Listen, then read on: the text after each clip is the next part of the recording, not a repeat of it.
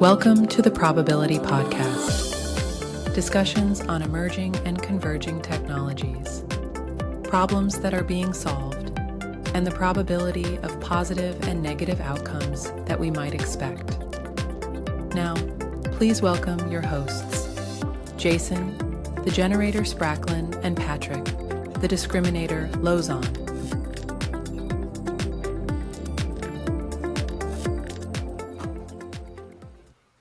Hi everyone.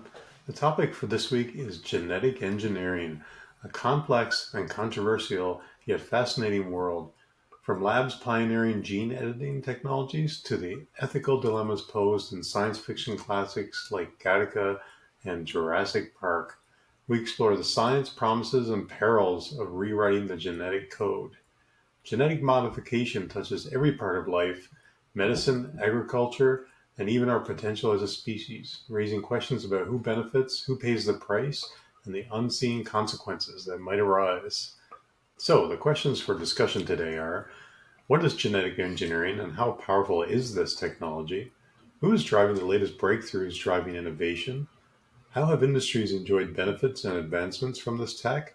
And what ethical and moral dilemmas should be considered? So what do you think, Patrick? Are we ready to wield such profound power over nature itself? Our scientists have done things which nobody's ever done before. Yeah, but your scientists were so preoccupied with whether or not they could, they didn't stop to think if they should.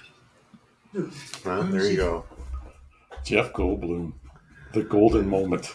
You've referenced that quote a number of times in the podcast about the idea of we're so preoccupied at whether or not we didn't stop to think about whether we should. And that was pretty prevalent through our talks about AI and still continues to be, but especially pertinent when it comes to this idea of genetic engineering. So what is genetic engineering anyway? Well, that talks about the manipulation and recombination of DNA to modify an organism, RNA too, to modify an organism or a population of organisms. This can involve changing a single DNA base pair or deleting a region of DNA or adding new DNA segments, sometimes from other species, and using tools like CRISPR or Cas9 for precise genome editing. You mentioned mRNA there, and that was sort of the big breakthrough in vaccines with COVID, right? That, for better or for worse, we were able to very quickly engineer a vaccine against this, strain of COVID in the pandemic. And then we were able to continually update that to kind of go against the strains. What was interesting is that the mRNA was described as, it's a new technology and it's unproven and this type of thing, and which it really was to an extent, right? Because it had never been deployed at such a mass as it was during the pandemic.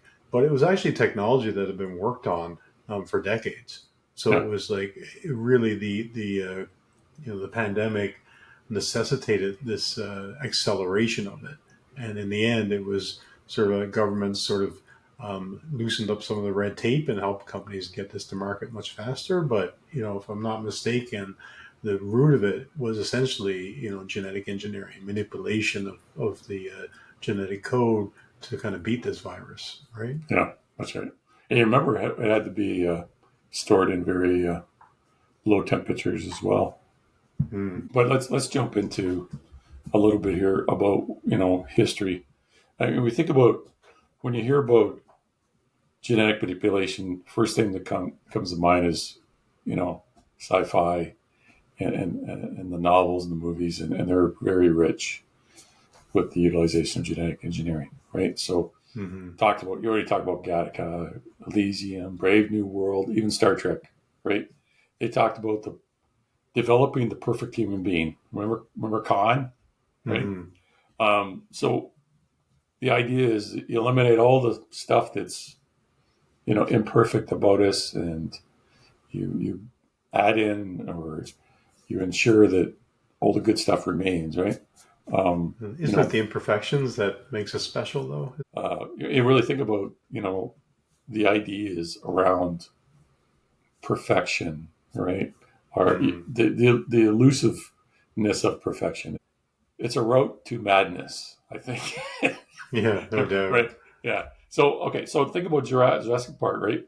Um, Back to Goldblum when he said you're trying to introduce this extinct life form and then trying to control it, right? Mm-hmm. That's the whole premise of the whole series, right?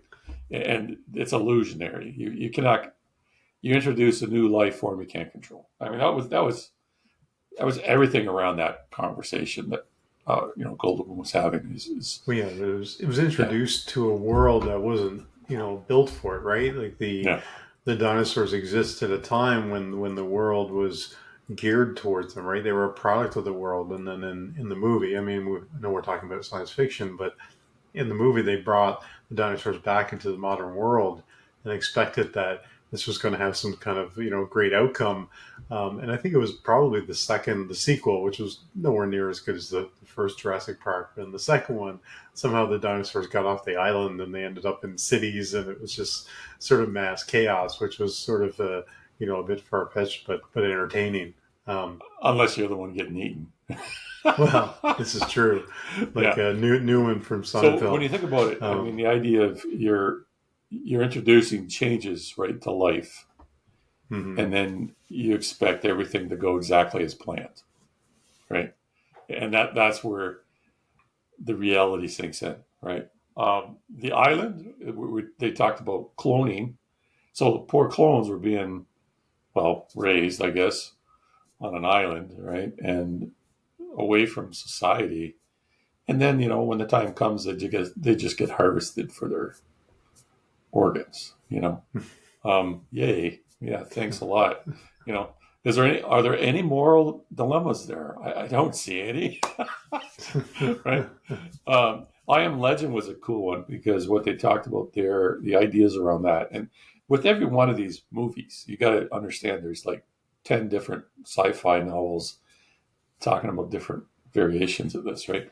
So I Am Mhm. Legend is talking about utilization of genetic cures, right? And utilization of genetically developed medicines. And with that, you become an unanticipated change in the body. And next thing you know, everybody becomes a nighttime vampire thing, whatever. Was that Will Smith in that one? Yeah, yeah, yeah. I wonder if they can come up with a cure. I wonder if they can come up with a cure for slapping a host on the Oscars. Yeah, you come up with a vaccine or a cure. Yeah, that's right. Yeah, yeah. He was a little bit out there, but anyway, the idea, of course, is you're messing with the unknown, right? There's so much risk there, and you introduce something you think is going to do so much good, and then it just blows up, goes to hell, right? Hmm. Um, then there was one called The Titan. Now, I wouldn't call this a A-list movie, maybe a B-list, but it wasn't bad, right? And the idea behind the Titan was, this is kind of near and dear to my heart because I'm a sci-fi guy, is the idea of purposeful genetic manipulation in order to adapt to a new environment. Hmm. And in this case, Titan is a very extreme environment, right?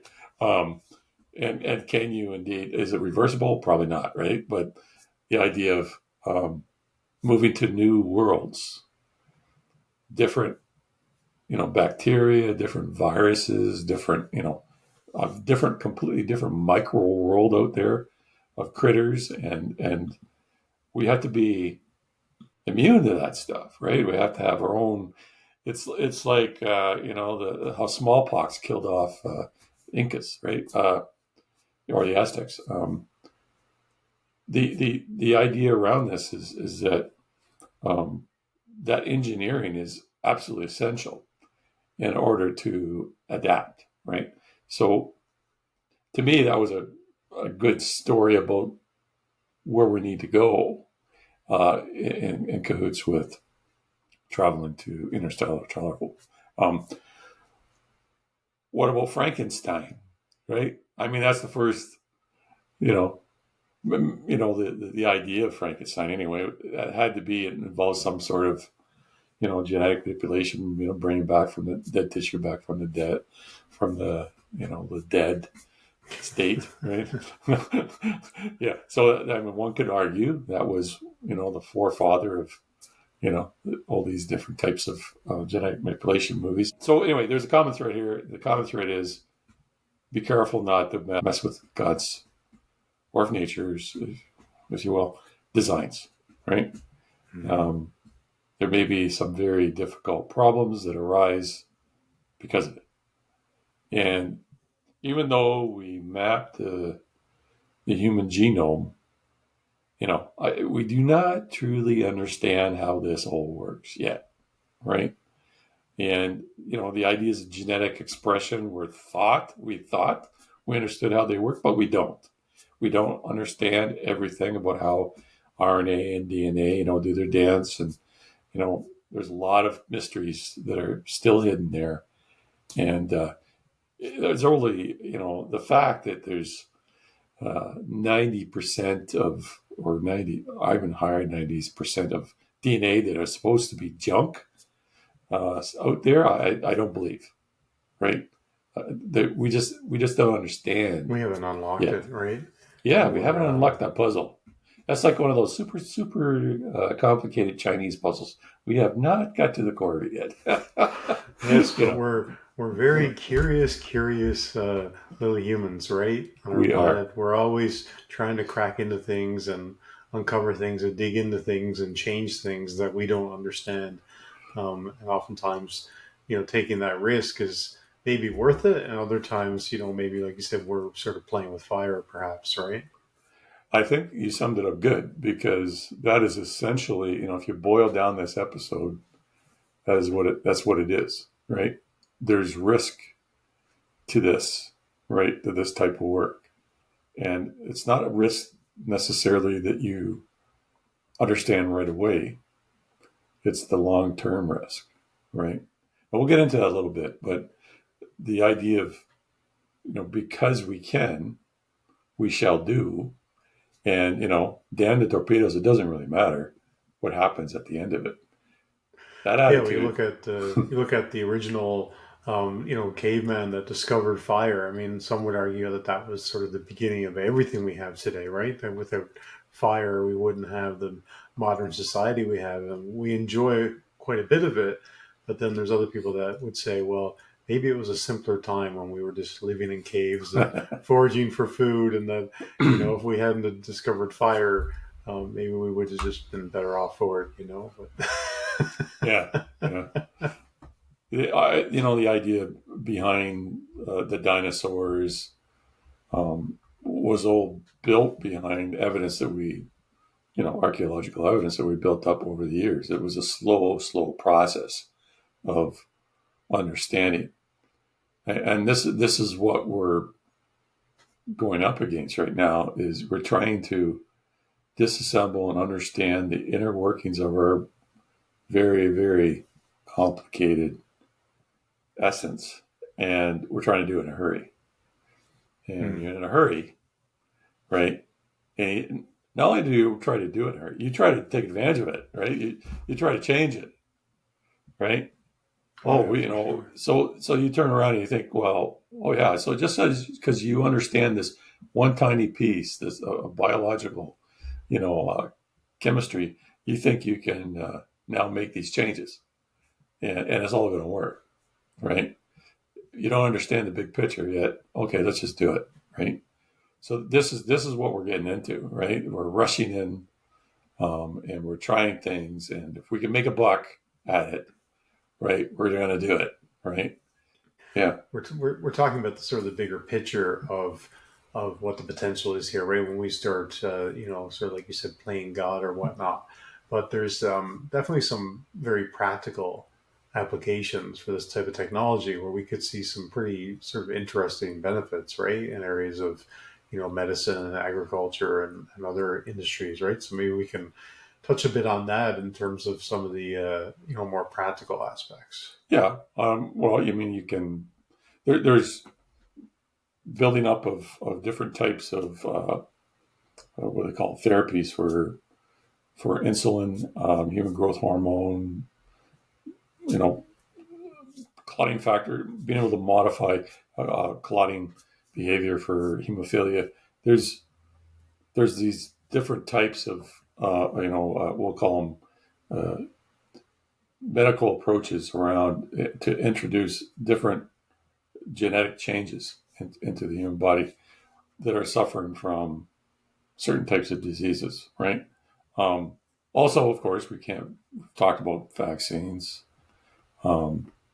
There's the idea of being able to manipulate and engineer the immune system to go after specific types, and that takes some gene editing as well to go after certain types of viruses. Now, the idea of if you suffer from a genetic disorder, are there possible cures to that? Certainly, there's research being done in those areas. If you suffer from some kind of syndrome or exotic disease, of course, you want them to continue down that sort of investigation, and they're going to take chances, right, to test a possible cure. And that means that it's very possible that something could be introduced, but it's not ready, because of what the potential benefit, right? So there is definitely. I'm not trying to. I guess I'm really laying out the risks a lot more. I'm being a little heavy on that side right now. It's amazing what we can take, since we've completed the Human Genome project and what we've done with all that knowledge. We use that every day and normal medicine. But the idea here is that with introducing new types of therapies and introducing changes into the body, it's very possible you can produce, super diseases, super bugs, as a basically a cross balance to what the changes that you've made, right? So then, if you make one change, that causes a domino effect and changes other things, right? With that, sure, yeah. With that, what could you get into? I mean, technically speaking, could you get into a situation where you could change a gene pool of a large part of the population? It depends. I mean, what would be the administration of something that would be equivalent to changing the genetic components of your body? I don't think we haven't really ruled that out. The vaccines are not that. Okay, they have a very straightforward job to do, and it's all about basically triggering your immune system. But as opposed to the vaccines, like most of these technologies, though, go through a fairly stringent, process of approval and testing and whatnot, right? Like obviously with the mRNA vaccines with COVID, there was a need. There was a pandemic happening. They wanted to get this out there and try to stem the tide of it.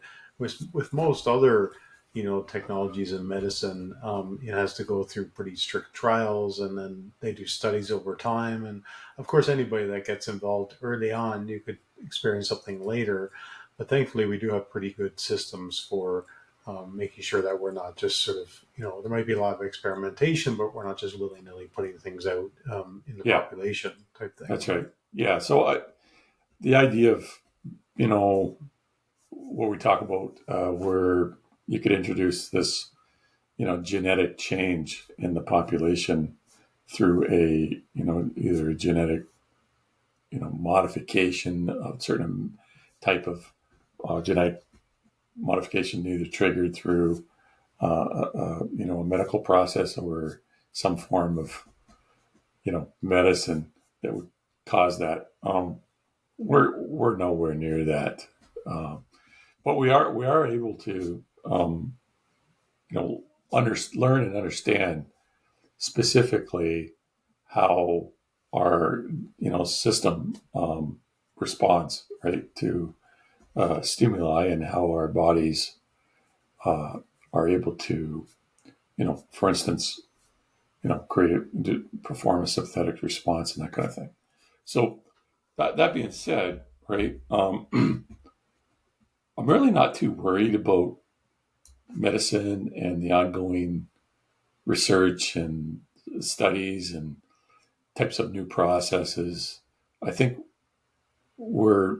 even though like I said, we're probably rushing into things every once in a while, I don't think there's a considerable risk there of having, a long-term effect on the whole population, for instance. But that being said, we have a lot to learn. Yeah, for sure. I mean, there's a lot of really terrible diseases out there Yeah. and conditions, Parkinson's and what have you, that have a real detrimental effect on lives, and that there's a lot of people who are proponents of a lot of experimentation and progress in terms of genetics and DNA and things, and trying to figure out, why these things happen. Because that's sort of oftentimes the big mystery, right? And we've certainly understood a lot about cancer over time, but maybe we don't fully understand it, right? Like why a child ends up with cancer or what have you. But with things like Parkinson's, it's still largely a mystery.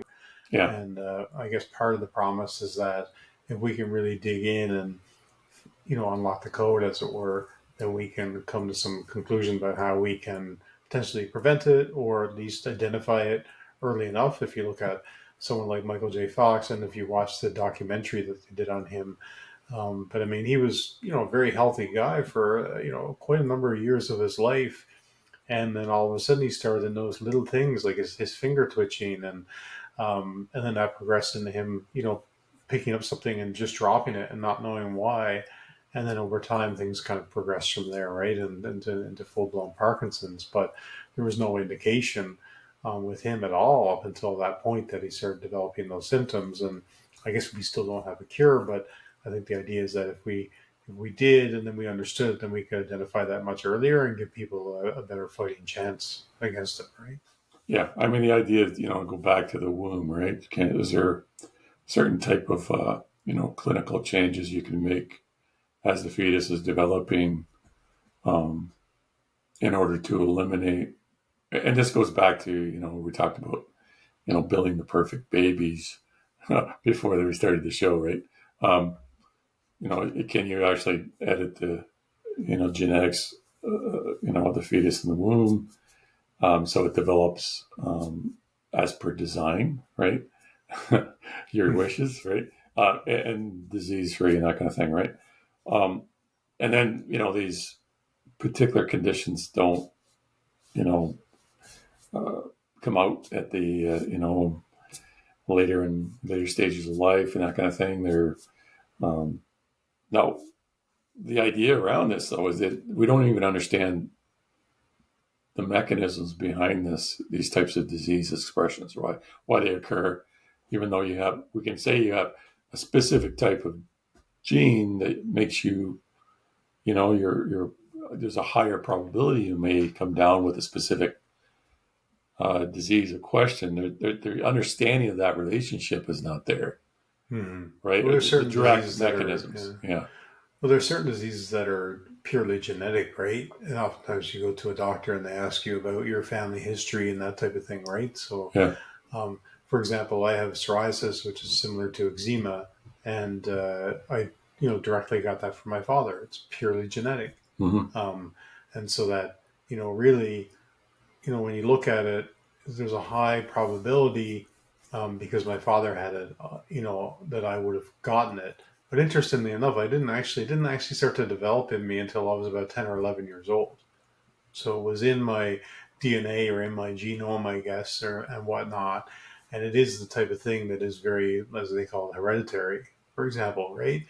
But what I found most interesting is I simply just, it was something that my father was concerned about, but he wanted to have children anyway. And then, he had me, and I was a growing, healthy boy, and I had no sign of psoriasis. And when I was somewhere around 10 years old, my mother was brushing my hair one day and she found some on my scalp, and then it kind of just progressed from there. So and there's really, even though they know psoriasis is genetic, they don't have any idea about why was it dormant until I was 11? What was it Yeah.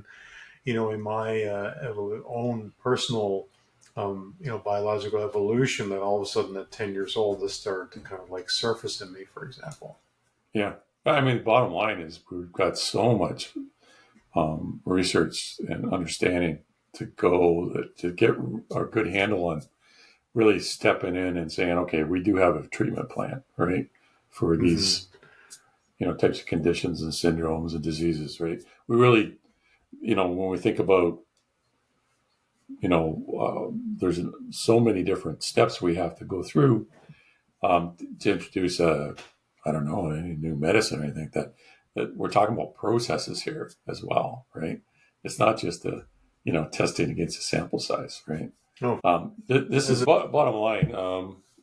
When we start thinking about genetic manipulation, we're not going to be jumping into this and doing this willy-nilly. It's going to be a process, and it's going to be tested, but it's also very, very unique to every patient. And this is where implementation of mass solutions, for the engine, the medical profit engine, it's going to fall down, right? It's so this type of medicine, even though it's very effective, I think, in the matter of manipulation of the body systems, it's not going to work. It's not going to be like a mass process that everybody can benefit from. And to me, that's okay, right? It has its place, right? Mm-hmm. Well, yeah, we've talked a lot about this sort of idea of genetics and medicine and whatnot, but maybe we should talk a little bit about other areas, like for example, agriculture, and there are areas in which we can, I guess, apply genetic engineering that maybe have less consequence than than manipulating the human genome, as it were, right? Right.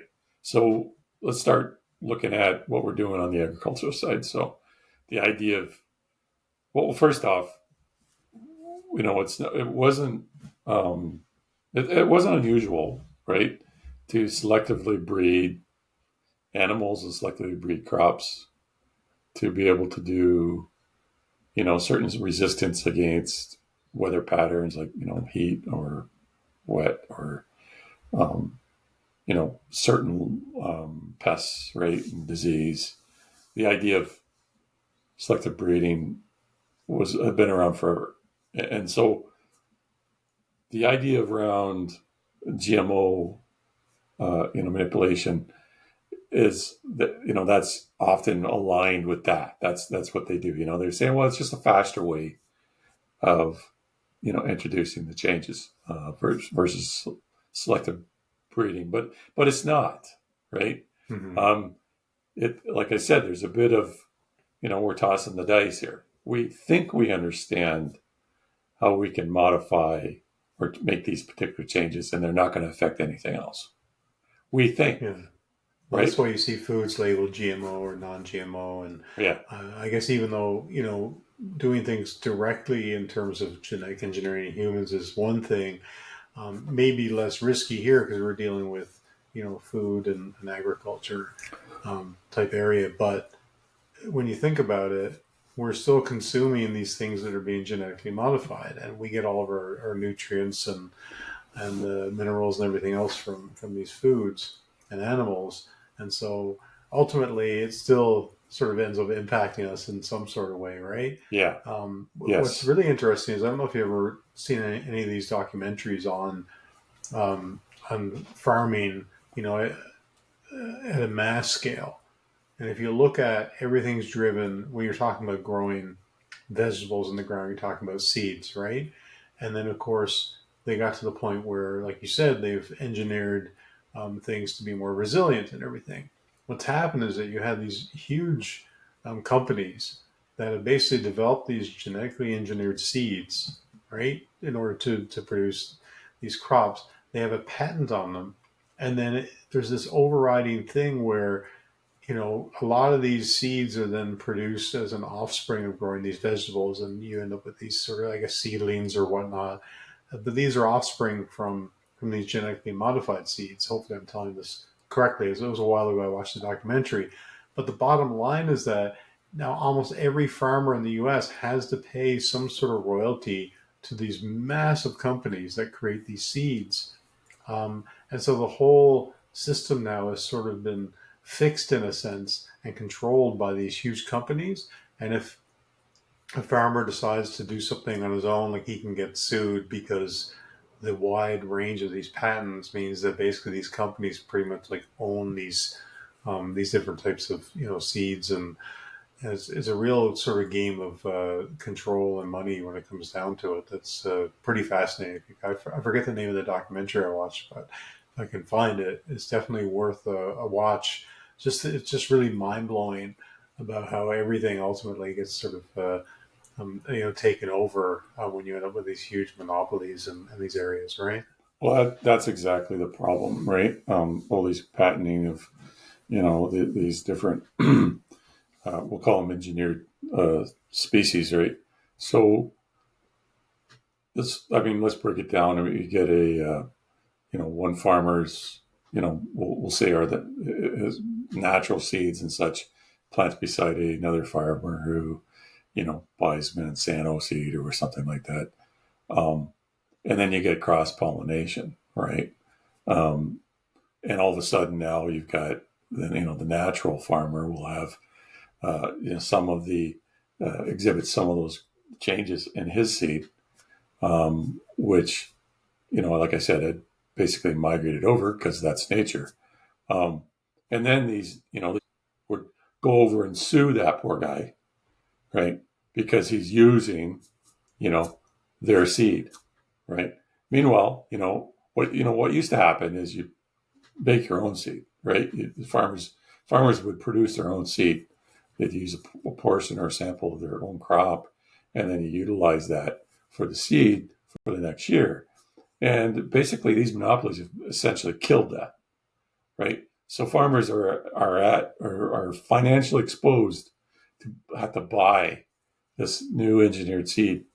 They can't make it on their own, and this whole idea about all these, uh, patent controls, it's gone crazy, right? And not only that, I mean, if you look at the plants themselves, the crop, it isn't necessarily better, right? Over the years, it's not necessarily better, or the yields, the actual resistance, the pesticides, and so they got to continue to keep changing it and to keep, Frankensteining our food. So technically speaking, Dr. Frankenstein. it's a profit-driven system. It's not a health-driven system. It's a profit-driven system. Yeah. They're at odds, right? So our food system is corrupted. And with that, we are now getting these GMO foods that are not labeled as GMO. We don't know what we're eating. And the quality of the food that we're eating is subject to changes that we are no longer under control for, or there's no control for, and there's little to no oversight on, right? And what are the farmers doing? Well, they're trying to stay alive. They're trying to maintain their farms, right? So they're stuck in the middle. They're of course, going to do what they have to do from a legal perspective. They're of course going to buy what they need to buy in order to get the yields, right? And they're going to follow the procedures as dictated by the manufacturers, right? So if the manufacturer says, spray Roundup or any kind of pesticide, or on a field 2 weeks before you harvest, that's what you do, right? But if you really think about it, this process it's at odds with what we should be doing from a proper control perspective, right? Mm-hmm. Well, the other challenge too. The other challenge is that that we've grown so exponentially as a population that, I mean, yeah, some of it is definitely driven by money and whatnot, but some of it's driven by necessity. Look at the whole factory farming, system in the U.S. especially. I'm sure we have it here to some extent as well, but a lot of it's driven by this huge population that we have to feed, right? And then Yeah. back in the day when we were doing things more naturally, we had smaller populations, and so a local farm could provide a fair bit to a local community. And now we have these massive cities and massive populations that are growing, like I said, exponentially. And so we're kind of forced into this situation of genetically modifying crops so we can produce more of them so that they're resistant to disease, or that we're using those technologies in terms of factory farming and whatnot. So there's an angle there as well that is tied to larger sort of challenges like population, right? Yeah. And the idea of, resistance to pests and, diseases and that kind of thing. I understand that. But when we get into higher yields, right?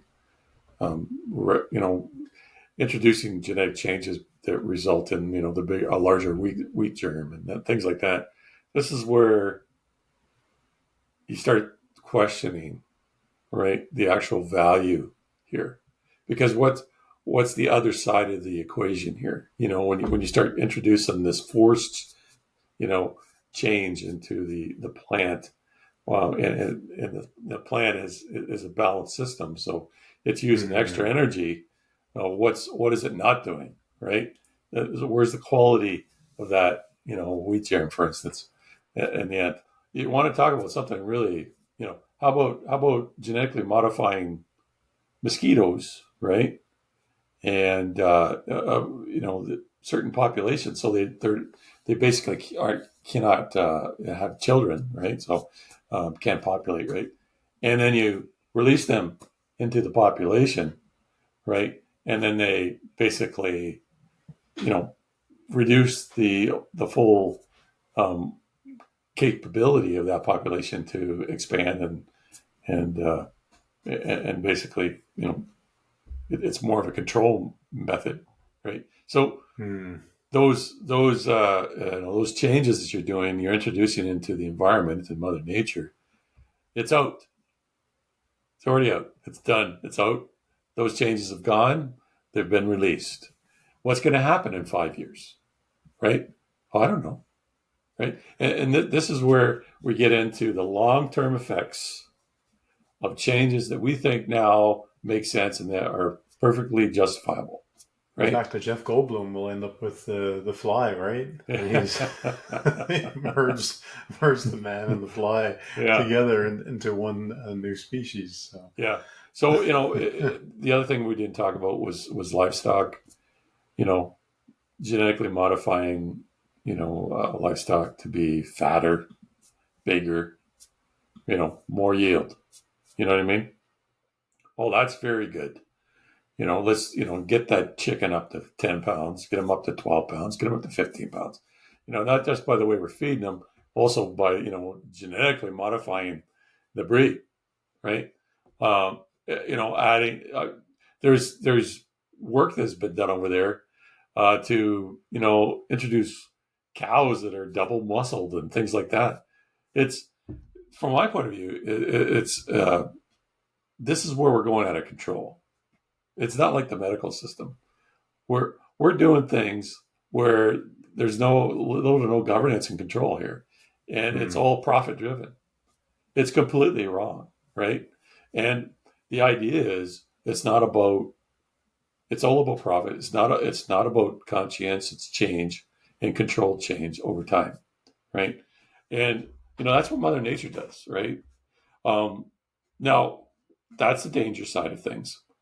Let's think about some of the improvements, right? I mean, like we said, we can get a higher yields. We can, manage pests better and diseases better. But we can also respond to weather, changing weather patterns. So climate change and that we can introduce new strains of seeds, for crops to handle higher heat and longer drought area, areas of no water, or times of no water, and that kind of thing, right? That gives us the ability to do that and faster, right? Than if we were just relying on selective breeding. We may not have those particular, we'll call them seeds and stock to, push that out at the volume we need. So there are some positives to this, but I think the negatives are really, they're kind of sliding under the radar and people don't know about it, right? And it's just the same as, you can't look at, a carton of milk and flip it over and say, is this GMO or not? Right? You should be able to. The reality is that there's the population is being basically kept in the dark, right, about what's going on in the food supply industry, and I'd like to shine a light on that, but this isn't just about food, so we'll have to move away from that one, right? I'm getting hungry. Yeah. Let's have some chips. Yeah.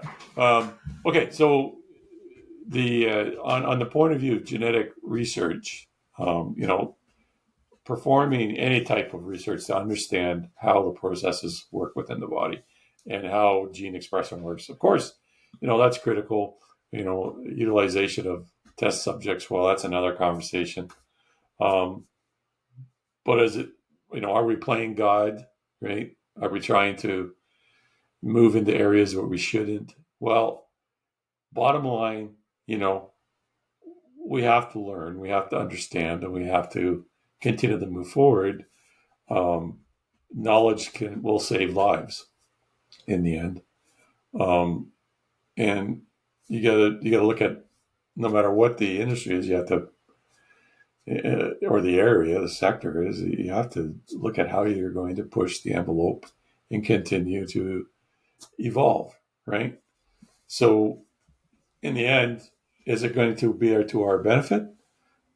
Yes, we will better understand the human body, the biological machine.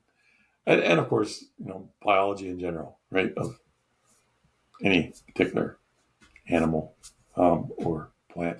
But the idea is that with that research, we can then apply that understanding to our benefit. So definitely, research needs to be funded. And what kind of research is being funded is the catch here, right? Now that being said, there's still lots of innovation,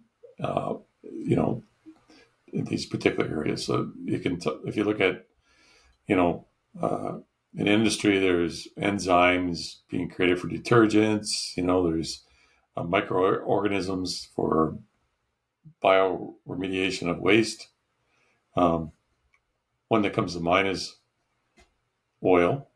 You can actually oil spills, for instance. They found certain types of bacteria that can feed on oil, right? Same thing goes with plastics, right? Different types of plastics too. There's many types. Organisms that can eat plastic. Now think about the severe problem that we have with microplastics and nanoplastics that are in our body, right? We don't understand necessarily the true effects of this within our body. Are they, contributing to Alzheimer's, things like that? We don't know, right? But the idea is that there's capabilities out there for bioengineering solutions to remove these types of pollutants out of our environment, right?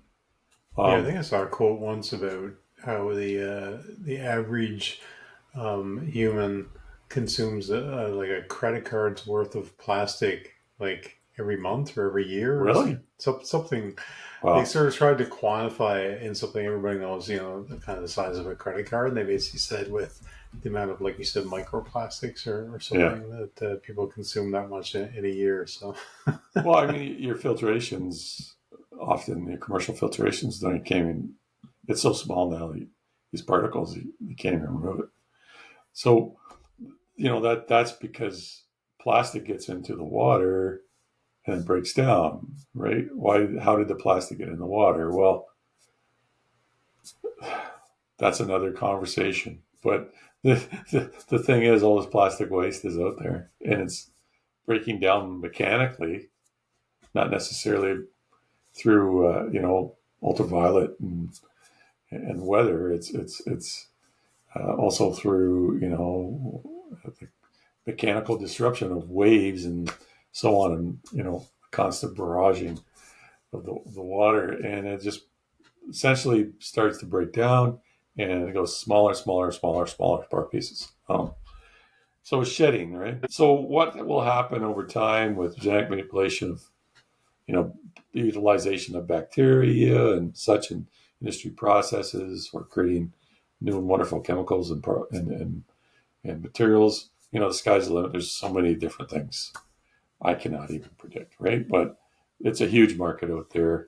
You think about our exotic waste like plastic and chemicals.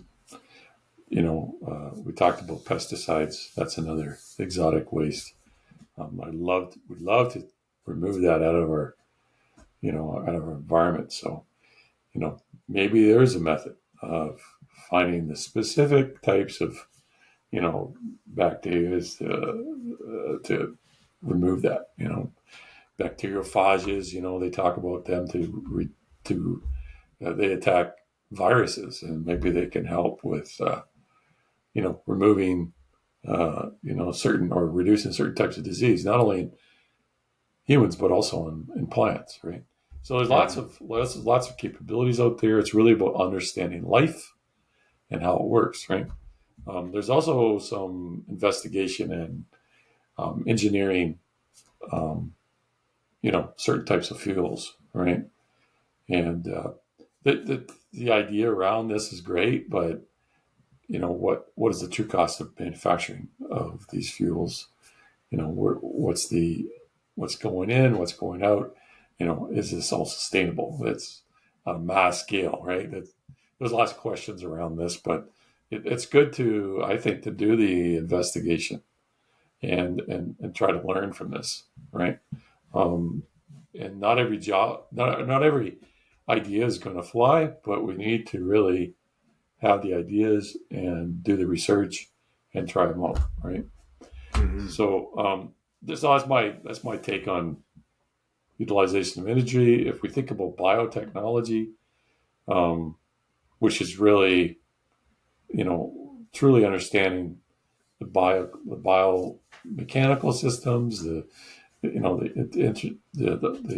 finer systems within the human body, the different cycles that go through on a cellular basis, and what, how those organisms interface with each other, and can you indeed, modify proteins and such to support or change some of that behavior.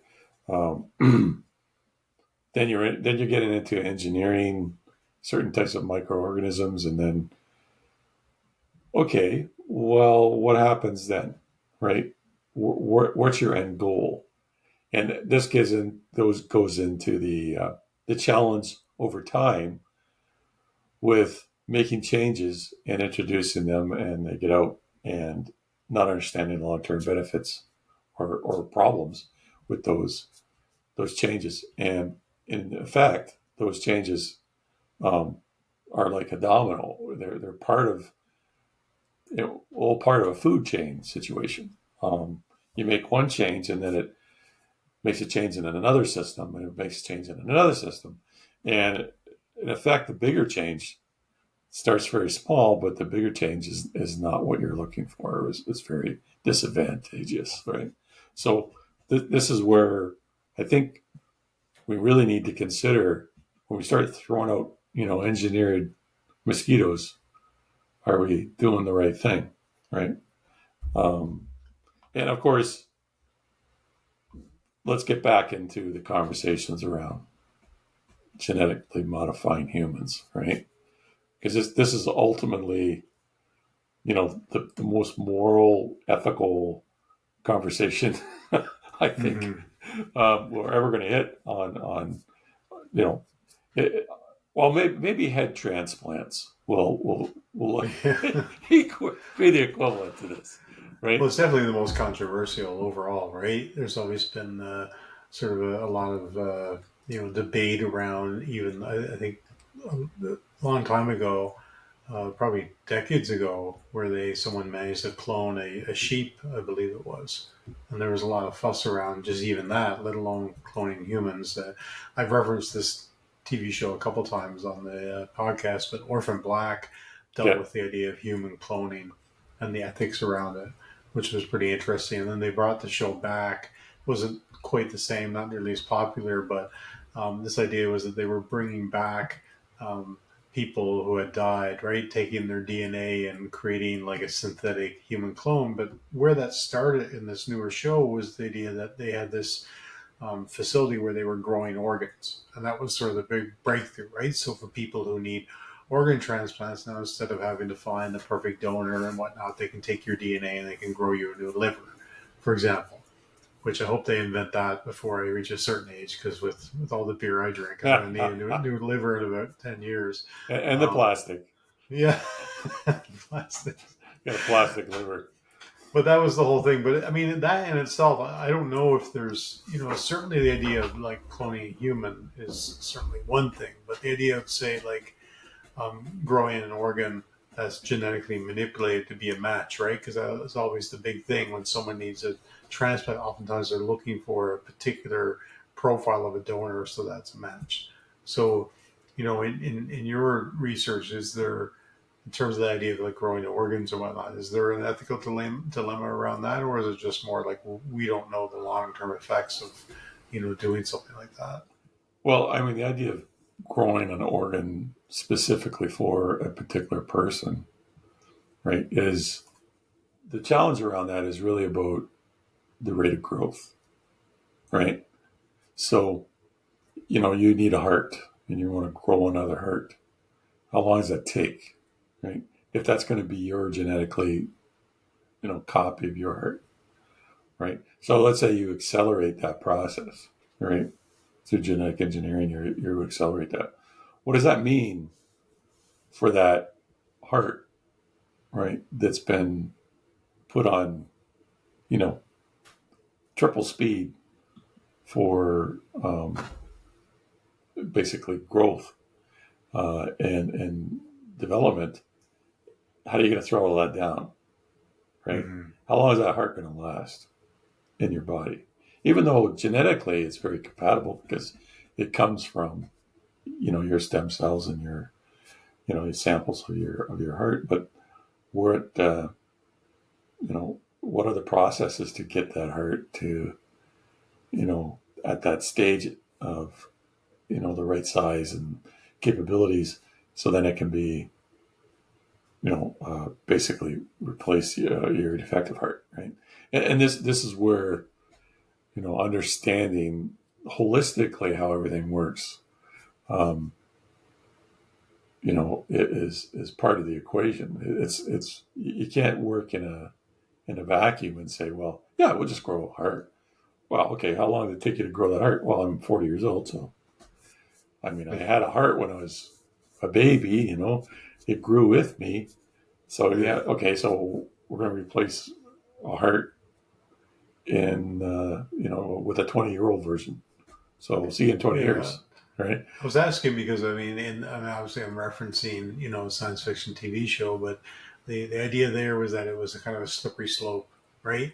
That they had figured out how to grow organs, and then at a certain point they said, well, can we use the same technology to grow a person? And then the main character in the show, who was actually the daughter of the protagonist in the original show, she was pushed over the edge. Her partner died, and then she said, I'm going to go and try to bring her back by taking her DNA and like growing an entire person, right? So I guess, again, how much of this is rooted in actual science, I can't say. But the idea that if you can grow genetically modified heart or liver or what have you, then how much more of a leap is it to like grow an actual person, for example, right? And what does that mean exactly, right? In the end, and we're getting into kind of science fiction territory. But the other big theme in the show was about, well, is that still really that person, right? Technically, we have the DNA. It looks like that person. It talks like that person. Acts like that person. But is it really that person, right? It's almost like in the Stephen King movie Pet Sematary, where they conjure up and bring this kid back from the dead, but he's not the same kid. Not the same. Well, like I said, there's time, right? There's time involved here too, which a lot of the science fiction stuff, they want to ignore all that stuff because doesn't make for a great story. But we glue that clone in a week, right? No, right? If this person is 20 years old and 20-year-old body, that body took 20 years to grow. Okay, well, we don't have time for that, right? So the idea here is not only are you growing clones, but you're growing clones in a very short time period. And then you're taking that, those particular organs and you're harvesting them, right? Geez, like I said before, I don't know about the poor clone here, right? In my, point of view, that clone has rights. That clone's a human being, right? Um, he's not a, basically, he's got all the parts, man. It makes him human, right? So that's one side of the coin. So if you're growing standalone organs, interestingly enough, you might be able to do that, right? But growing a human being clone in your image so you can, harvest for organs when you get older is, to me, that is not ethical. It's not moral. That's wrong, right? Because you're ignoring the fact that there's this copy of you who, in all rights is a full-fledged human being, right? It's not just because somebody originated, in a test tube, doesn't necessarily make them less of a person, right? And that to me is where we end up with a lot of this, a lot of the dilemmas in these shows is that clones are people too, and that's just the way it works, right? You think about it. So the idea of let's take clones out of the picture and just think about super babies, right? Let's talk about designer babies. What do you think about them? Well, I mean, it's certainly something they're looking at, right? I think there's kind of two sides to the coin there, I suppose, right? And I mean, full disclosure, I don't have children, so I might have a little bit of a different perspective on it, but no less moral than anybody else. But I think there's this idea that I want a particular type of child, right? And I want to be able to choose the sex and the eye color and everything else so that it's to my liking. But then again, there's the other side of it and trying to prevent things like disease and things, right? There are a lot of babies born with some pretty horrific things that really alter their lives, alter the parents' lives, and so on, right? And I think that I'm not sure ultimately what the consequences are because I don't know that we've figured everything out to the nth degree. But if we can prevent some of these things, then in some sort of safe way, then that might not be a bad thing. But like everything in this world, we're going to find out a way to abuse that privilege, right? Yeah, if you think about like we go back to the art form, right? With one of the movies was Gattaca. I think that fella main character had a problem with his heart, right? But the perfect engineered babies cannot have those types of problems. They've been, spliced out, right? Their genes have been modified, so those genetic dispositions don't occur. And so the idea here is that, this baby gets this treatment and it's going to come out of the womb exceptionally healthy, whereas somebody else cannot undergo that treatment and therefore has, all the, familiar dispositions of imperfection that we suffer from today. This idea of getting rid of so-called imperfections, then what do we end up with? Yeah. There was a song by I think it was Groove Armada that said, "If everybody looked the same, we'd get tired of looking at each other." Yeah, that would be true. I mean, you think about this idea here of manipulating to eliminate disease. Right at the crux of it, right? It looks like a good thing, right? It looks like a good idea, right? And of course, we're going to do that. We can do it, therefore we will, right? But then it turns into now a matter of poverty versus affluent, and it turns into a class discriminator because, again, it's cost, right? Who's going to be able to have that procedure? Who can't? Who can have a perfect baby? Who doesn't? And then it turns into a societal rift where you have people who are, genetically superior or considered in the class of genetic superiority over other people, right? What's the long-term effects of that, right? So is it better to, kind of toss the dice on life and leave things as they are and deal with as things turn out? Or is it better to try to get into the driver's seat, right? And then, in effect, modify things that, in effect, will have further consequences down the road of changing, the underpinnings of society.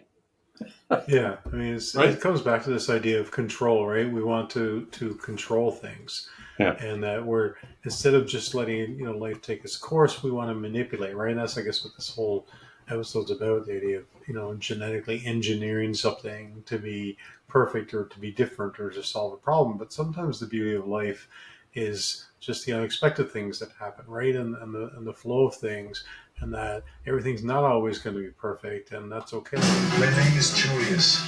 I'm your twin brother. Obviously. The moment I sat down, I thought I was looking into a mirror. The twins. That was a great show.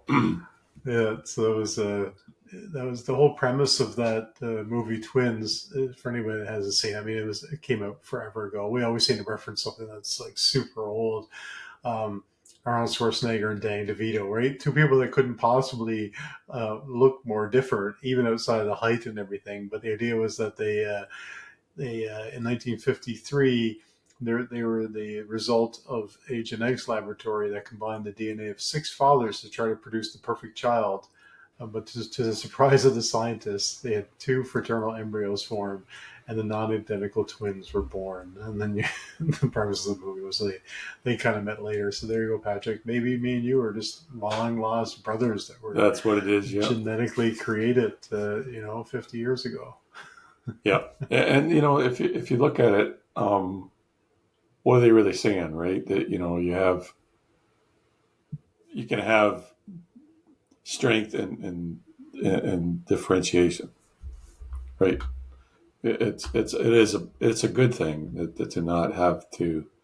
I mean, the idea of going after the super race, the super soldier, and all that. A lot of the stories have been put out about that, and these are mental aerobics about what would happen if.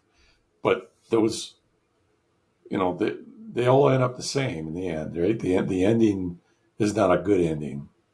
Yeah, well, but there's also the idealistic version of what people think they want, right? For example, right? You want Arnold Schwarzenegger, you want the perfect human and the muscle and the looks and the height and everything else, and then you end up with Danny DeVito. But you know what? Danny DeVito is pretty damn cool too. Yeah. So there's an argument there, right? That we're trying to manipulate something to achieve perfection, and what is perfection, right? It's really in the eye of the beholder. That's right. Variety is the spice of life. Yeah. Yeah. And so I think we're going to see acceleration in many different areas. And is it really, like you said, is it ultimately a good thing? Is there not maybe supposed to be a more natural pace of progress? Yeah. Right. While things could get out of hand, there's definitely some, as we talked about today, there's some very positive aspects to this idea of digging into genetics and engineering things, manipulating things, understanding things, preventing disease, and all these sorts of things, right? Like in every topic we've covered, there's always this sort of very positive aspect, and then there's, definitely a negative aspect as well, and that's kind of the premise of this whole podcast, right? Around what's the probability of good versus bad. But I think it's we're always pushing the boundaries to try and advance the species, to advance our understanding of things. But, oftentimes we kind of push forward without that sort of understanding, and we kind of learn that later. And sometimes the risk was worth it, and other times it wasn't, right? Yeah. I mean, if you really think about it, right, one of the biggest things we flag with this technology is the unknown, the unintended, the unanticipated result of introducing these changes into, our environment, into us, right? So it's a very complex field. Things happen, right? And mistakes get made, and what's the cost of the mistake? So that's one big risk. In the end, these things are managed, right, and managed in the public eye, right? So that's where we need to go, right? So if we can get there, we're going to be in better shape. But things are often, we have to go through some bumpy roads as we, go through our journey, right, as a race. So I think we are going to see some science fiction movie dilemmas in the future. Yeah, I think we're already living in a science fiction movie, if you ask me. I mean, it's compared to the kind of progress I've seen over the last 20 years. But, it's in terms of the probabilities of this technology, I think ultimately, like everything else, if we can keep certain things in check, there's some great probabilities there. I agree. Ultimately, if we try and think about, the positive side, and hopefully that, good will prevail, that things will work out the way they're supposed to work out. I mean, ultimately, No, I'm simply saying that life finds a way. Thank you for listening to the Probability Podcast. Please join us next time for more musings from the generator and the discriminator.